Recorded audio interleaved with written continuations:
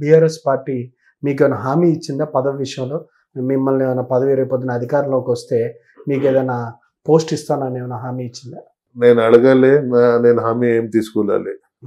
నేను చెప్పిన కేటీఆర్ సార్కి, బై మేము మీ దగ్గర వచ్చిన మా వాళ్ళకి మంచిగా చూడండి, మీరు గవర్నమెంట్ వస్తుండడం మీది, మీరు గవర్నమెంట్ లో అందరికి మంచిగా చూడాలి, మా వాళ్ళకి కూడా చూడాలి, మా వాళ్ళ దగ్గర చాలా పెద్దవాళ్ళు ఉన్నాడు, ఆ పేదవాళ్ళకి జర పని మంచిగా చేయాలి సార్, మేము మీతోనే ఉంటాం అని మాత్రమే. అని మాత్రం. ఇప్పుడు మీ మీద బాధ్యత జూబ్లీ హిల్స్ గెలిపించడం కూడా ఒక మీకు కూడా బాధ్యత ఉందా?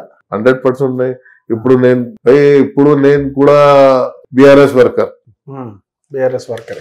మా పని ఏముండే, మా సార్ ఏం చెప్తే అది చేయాలి, అట్లా మేము చేస్తాం. మేము చాలా తిరుగుతున్నాం, గల్లీ తిరుగుతున్నాం. ఎట్లాగైనా మేము బీఆర్ఎస్ కి గెలిపిస్తా, సునీత మేడం కి ఎట్లాగైనా ఆయనకి అసెంబ్లీ పంపించాలి, అదే లక్ష్యం ఉన్నాయి. బస్.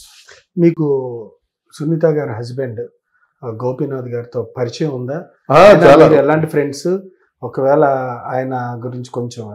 చాలా మంచి, ఎందుకంటే దాదాపు ఆయన కూడా తెలుగుదేశంలో ఉండే. మేము డైలీ లంచ్ మేము ఇద్దరు లంచ్ చేస్తుండే. నేను ఎప్పుడు ఆయన దగ్గర ఎక్కడ వెళ్తే అలీబాయ్ లంచ్ చేద్దాం. మా సిటీలో, ఓల్డ్ సిటీలో వస్తే నేను కూడా, ఆయన ప్రెసిడెంట్ ఉండే, ఇప్పుడు ఎమ్మెల్యే కూడా ఉండే, ప్రెసిడెంట్ కూడా ఉండే. ఓల్డ్ సిటీలో వస్తే మా దగ్గర వచ్చి నా దగ్గర లంచ్ చేస్తుండే. ఏదైనా ప్రాబ్లం ఉంటే అలీబాయ్ వచ్చి మనం వెళ్దాలి, చూడాలి, పోవాలి, ఎప్పుడు కలిసి ఉంటాం మేము. అన్న తమ్ములాగా నేను కలిసి ఉంటున్నాను. మీ భవిష్యత్తు ఫ్యూచర్ కి పొలిటిక్ గా ఏమన్నా డిజైన్ చేసుకున్నారా, లేకపోతే కాలంతో పాటు మీరు ప్రయాణం చేయడం?